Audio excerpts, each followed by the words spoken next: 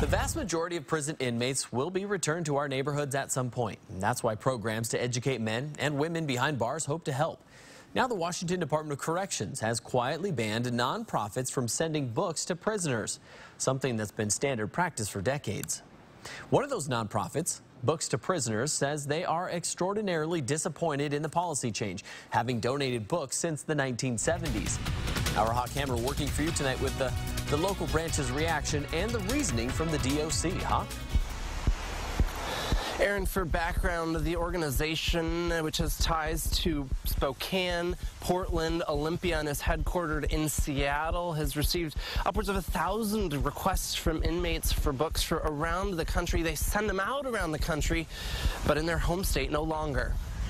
We're just trying to help people be able to read. It's a tough pill to swallow for a group that's been fostering the inmates' love of books for decades. We take requests from prisoners all across the country for reading material, and then we get donations from people around Spokane, and we send them out. But as far as Washington is concerned, that's all over, catching the nonprofit off guard. They didn't give any warning whatsoever that they were planning on doing this.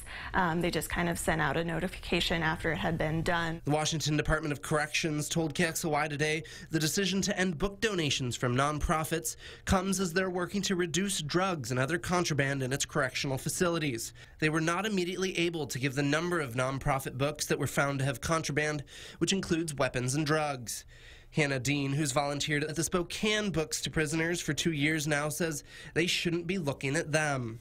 I think it's completely unnecessary. No one's sending contraband with these books. Her group says this move cuts off the inmates' access to information. They have started a Change.org petition to fight the policy change, saying they've never had a problem. We're just sending reading material, that's all it is, and we follow the rules in terms of, there's a lot of restrictions across the country that we follow.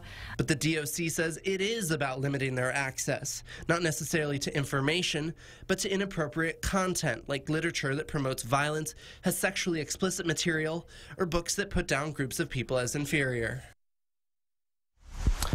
And the DOC says inmates will still have access to literary work through the Washington State Library system. 8 of the 12 prisons, do have their own libraries, with the remaining 4 having book loan agreements. The Washington State Library system will continue to accept their own donations.